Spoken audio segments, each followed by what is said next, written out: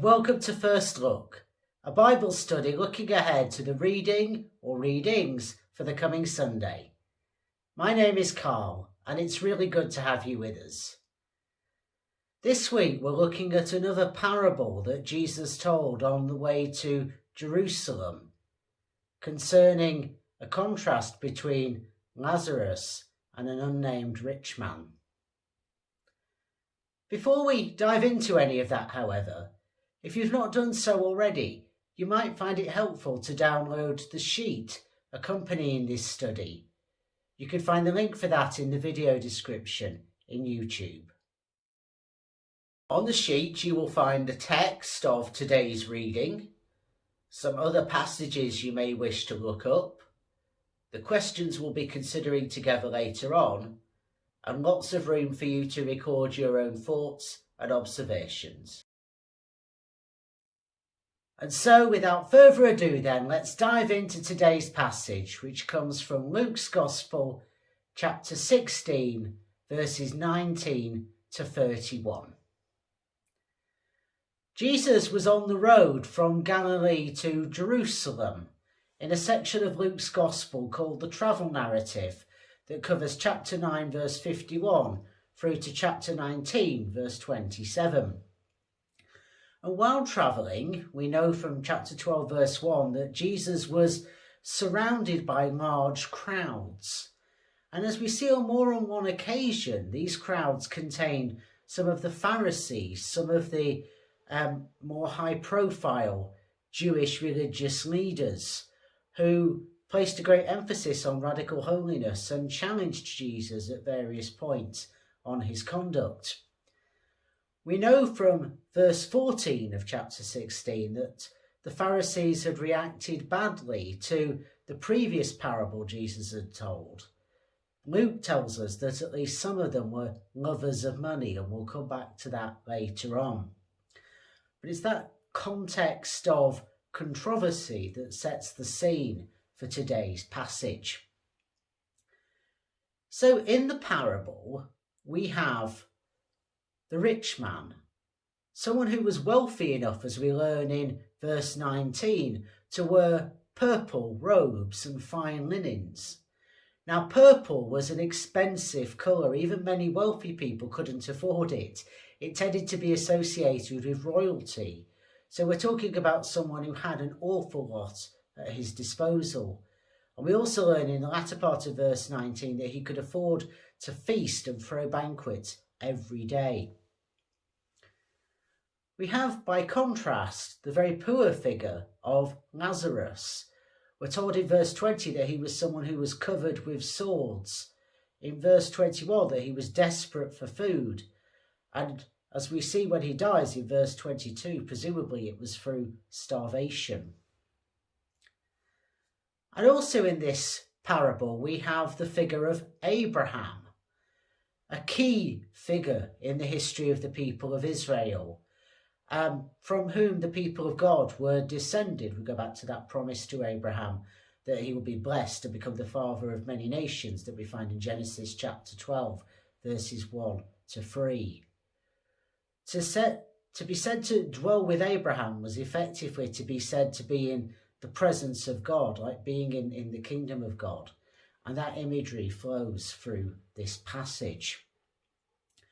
Now, Luke's Gospel was the third of the four canonical Gospels to be written around 80 to 85 of the Common Era, and to a community who were experiencing the hardships of living under Roman occupation. It was also written at a time when church and synagogue were diverging somewhat, and I think that may reflect some of what we find in chapter 16 of this Gospel. And the parable that we have here is one of many that is unique to Luke. Now, as I've already hinted at, in verse 14 of chapter 16, we're told that the Pharisees were lovers of money. And some have framed the parable of the rich man and Lazarus as a response to their greed, if you will. But I think we need, firstly, to be really careful. Perhaps some of the Pharisees were like that, but I'm sure many were also very righteous and committed people. As I say, radical holiness was at the heart of what it meant to be a Pharisee. So we need to be really careful that we don't reinforce anti-Semitic tropes in how we talk about parables like today's. But also, I think it makes a lot more sense to think of this parable as kind of part 3 of a 3-part unit, which also includes the parable of the Prodigal Son from chapter 15, verses 11 to 32, and the parable of the Dishonest Steward in chapter 16, verses 1 to 13. If you put today's parable alongside those, you see many commonalities that are illuminating. As just one example, in all 3 of these parables, money is a key issue. So, for example, we learn in the parable of the prodigal son that the younger son squanders the resources that he had available to him, and he longs to be able to eat. So we learn in chapter 15, verse 16. And when he does come to the feast and the fatted calf is slaughtered and so on, that reflects something of the idea of the feast of the heavenly banquet. In the parable of the dishonest steward, it's when that steward faces potential ruin, when he realises that he's likely to be dismissed from his role and he says he's too proud to beg and so forth. This steward finds a way of ensuring his security in that difficult place, as we see in chapter 16, verses 3 to 4. But in contrast, what we learn in verse 21 from today's passage is that Lazarus could not find similar security, could not afford to eat. We're told that he longed for even the scraps from the rich man's table. But as I've already hinted at, his dwelling with Abraham equates to being able to be part of the heavenly feast. Now, it's arguable that the rich man in the parable that we're looking at today is in a similar situation to the father in the parable of the prodigal son, who chooses to be generous and in the process regains his relationship with his younger son. We see in chapter 15, verses 21 to 25. And also, perhaps, there's a parallel with the master in the parable of the dishonest steward. If we look at chapter 16, verse 8, it seems that he's duped into doing the right thing, into being generous. But no doubt that generosity helped his reputation. By contrast, as we learn in verse 21 of today's reading, this rich man refused to share his wealth at all. So there are similarities and there are also interesting differences. Now, some commentators see what's kind of depicted here as heaven and hell as being something that we should not take too literally, while others note that there are parallels here with other Jewish eschatological material and expectations.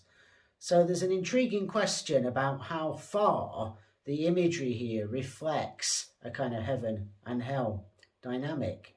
Though it is important to note that so much of our understanding and pictures of these things have more to do with Dante's Inferno than they really have to do with the New Testament. So when the parable begins in verse 19, we're told that the rich man lived a lifestyle that was all really about prolific consumption. And that contrasts both with Jesus' earlier praise of his cousin John the Baptist in chapter 7, verse 25, and the simplicity with which he and his followers lived. And it also jars with his earlier teaching in chapter 14, verses 12 to 13, about not inviting people who are wealthy like you who can reciprocate, but inviting to dinner precisely people like Lazarus who wouldn't be able to provide anything in return. Being generous for its own sake, in other words, rather than seeking to socially climb. And his feasting, literally in the Greek, rejoicing, euphreno, really contrasts with what we find in Deuteronomy 16, verse 11, which talks about the feasting with the poor, that remembering that people have been brought out of slavery in Egypt and so therefore caring for the orphan and the widow and the helpless.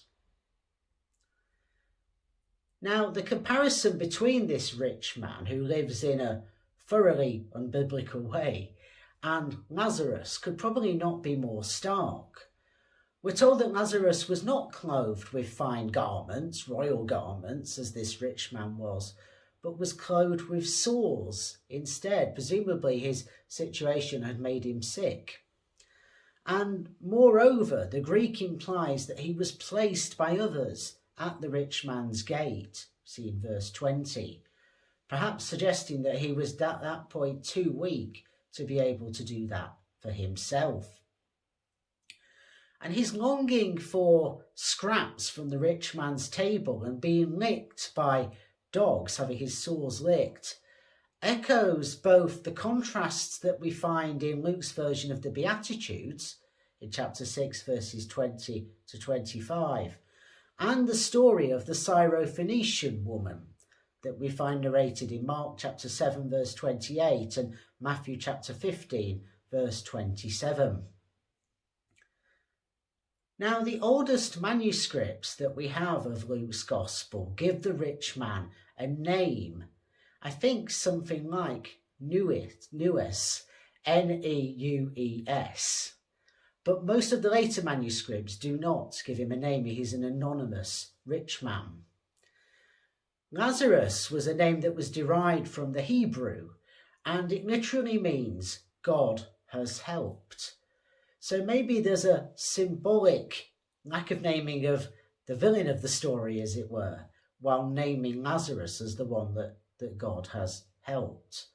Scholars have speculated as to how far there's a connection between the choice of calling this character Lazarus and what we find in John's Gospel in chapter 11 with the raising of Lazarus from the dead.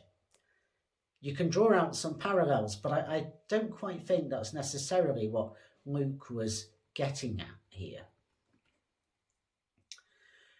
Now, in verse 22, when we're told that the inevitable happens and Lazarus dies, we're not told about his being buried, but we are told that he was taken to the bosom of Abraham, and that's a real position of honour. While in that same verse the burial of the rich man is talked about, we learn in verse 23 that he finds himself stuck in Hades and being tormented. The Greek word that's used, basanos, means kind of being tortured in a way that really kind of gets to the core of who you are, gets to the truth of the victim of it, as it were. And it seems that his fate post-death is to be anything but rich. And we might recall chapter 1, verse 51, the Magnificat, and that reversal where we're told that God will fill the hungry with good things and send the rich away empty. Now, in verse 24, we find that the rich man has seen Lazarus with Abraham, and he calls out to Father Abraham in quite intimate imagery, and he asks Abraham to send Lazarus to put some drops of cold water on his tongue because he's parched in the situation he finds himself. Now, that little snippet is quite revealing. It tells us a lot about the rich man. Firstly, that he knew who Lazarus was. He knew him by name. And so he can't claim that he was ignorant of Lazarus's suffering. He still seems to want to treat Lazarus as a servant. He tells Abraham effectively to send the servant to do this for me. He still persists in assigning himself that position of privilege. Perhaps in life he thought himself innately superior to someone like Lazarus. He also persists in trying to claim privileges through Abrahamic descent, something that was challenged earlier on in Luke's Gospel in chapter 3, verse 8. And he does that even though it's his own lack of compassion, it seems, that has condemned him. And he also exaggerates his suffering. After all, if you were really being as tormented as he makes out in what he has to say, then I don't think you'd be quite as eloquent as this rich man manages to be. Now, In verse 25, the intimacy of the relationship that is present between Abraham and the rich man is confirmed when Abraham acknowledges the rich man by using the term child. It's the same term that's used of the older son in the parable of the prodigal son in chapter 15, verse 31. It's the word teknon. But despite this, that chasm which we're told exists between Lazarus and the rich man cannot be crossed. The reversal of the Magnificat, in chapter 1, verses 52 and 53, has taken place. It's been enacted in verse 26, and Abraham can't simply wipe the slate clean and change the situation. So the rich man changes focus, and he now asks Abraham, again using this term father, to send Lazarus to warn his various brothers so that they might avoid the same fate. That's what we see in verses 27 and 28. But Abraham again refuses by pointing out that his brothers already have the law and the prophets, which is what they mean when it says Moses and the prophets.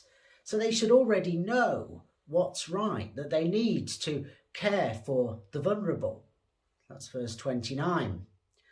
And then in the final couple of verses, verses 30 and 31, the rich man pleads for a kind of supernatural intervention, as it were. But as Abraham points out, if they won't listen to Scripture, they won't listen even to that. And some scholars, though not all, think there's a looking ahead there to Jesus' own resurrection. So it's a very challenging story for us to get to grips with. And one thing to think about as we go into our questions is, who do we see ourselves as in this story? Do we naturally identify ourselves with Lazarus? And if so, is that fair? Or actually are we more like the rich man in this story? Or maybe even, do we find ourselves doing something similar to the role of Abraham? I leave you to ponder these things as we now turn to our questions for this week.